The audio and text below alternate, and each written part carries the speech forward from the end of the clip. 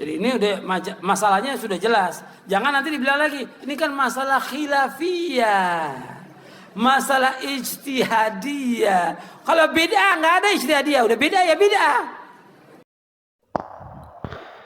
Assalamualaikum warahmatullahi wabarakatuh. Ketemu lagi bersama Rodi Aswaja TV. Sahabat-sahabat Rodi Aswaja TV, tadi kita sudah menyimak cuplikan video dari Ustadz Yazid bin Abdul Qadir Jawas.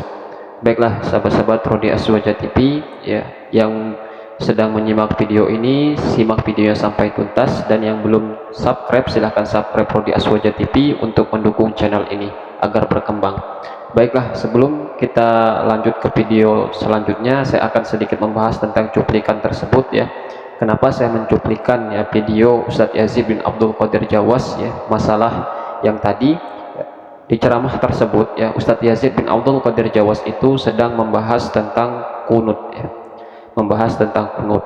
Kemudian beliau mengatakan bahwasanya tidak ada khilafiyah ya dalam perkara kunut ini ya, tidak ada lagi khilafiyah karena ya menurut Ustadz Yazid bin Abdul Qadir Jawas ini sudah jelas ya, ada dari sahabat yang mengatakan bahwasanya kunut subuh itu bid'ah.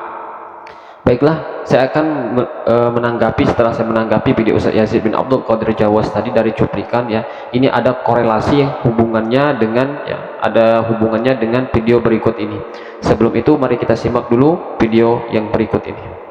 Dalam masjid, minta dalil, katanya enggak ada dalilnya. Sini deh, deket aja.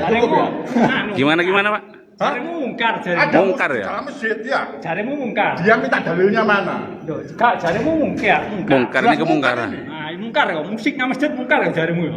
Enggak ada musik di dalam masjid itu enggak ada. Loh, lah jarimu mungkar ya, musik. Ini yang ini loh ya. Mungkar demi Allah, mungkar. Wis, Geng.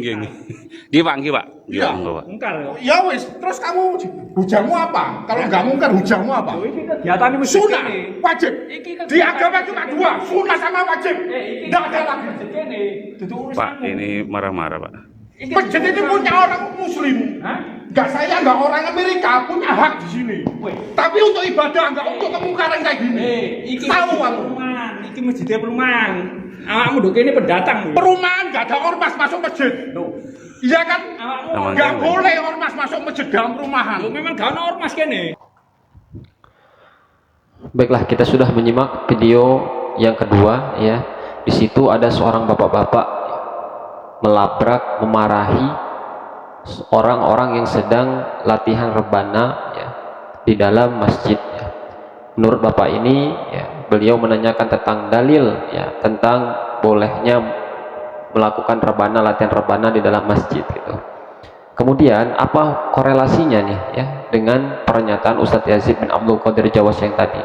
Jelas ada hubungannya. Kenapa? Ya, Ustadz Yazid bin Abdul Qadir Jawas tadi menjelaskan masalah kunut ya. Padahal masalah kunut ini perkara khilafiyah yang kuat di kalangan para ulama. Namun Ustadz Yazid bin Abdul Qadir Jawas ini tidak menerangkan masalah khilafiyah tersebut dengan jelas, dengan lugas beliau mengatakan itu adalah perbuatan bid'ah. Tentunya ini sangat berbahaya. Kenapa sangat berbahaya?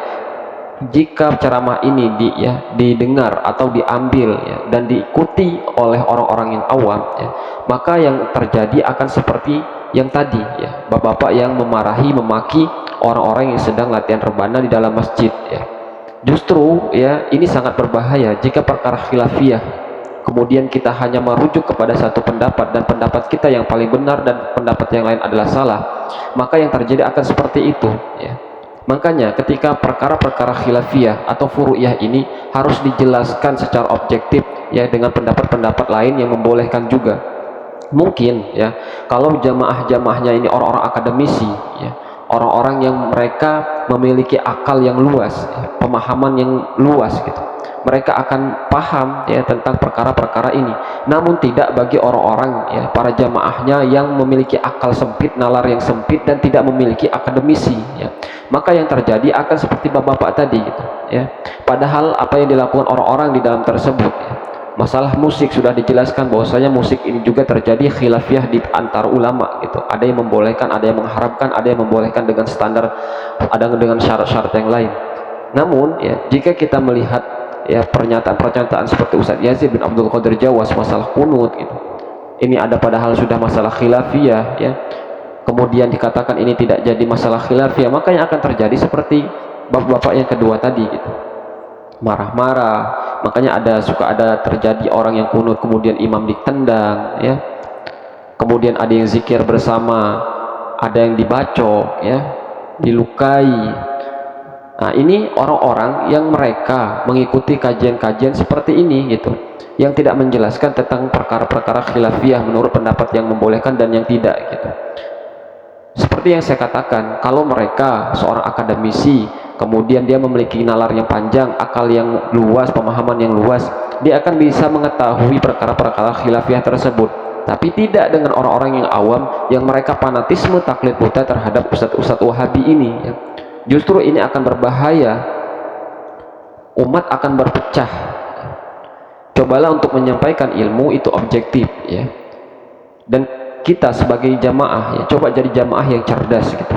Ketika ada ustadz kita menyampaikan sesuatu, kita jangan menelan mentah-mentah apa yang diucapkannya. Coba kita cari tahu dulu ya, apakah benar yang diucapkannya, tidak ada pendapat ulama yang lain. Perlu diketahui ya, masalah khilafiyah ini sampai hari kiamat tidak akan bisa disatukan ya. Khilafiyah akan tetap selamanya menjadi khilafiyah, dan orang ya, hukum yang terjadi ya ketika ada suatu permasalahan khilafiyah, maka ya kita sebagai orang-orang awam ini boleh memilih pendapat-pendapat yang mana mau kita ikuti pendapatnya, karena ini masalah khilafiyah dan tidak akan pernah bisa menjadi satu kesepakatan.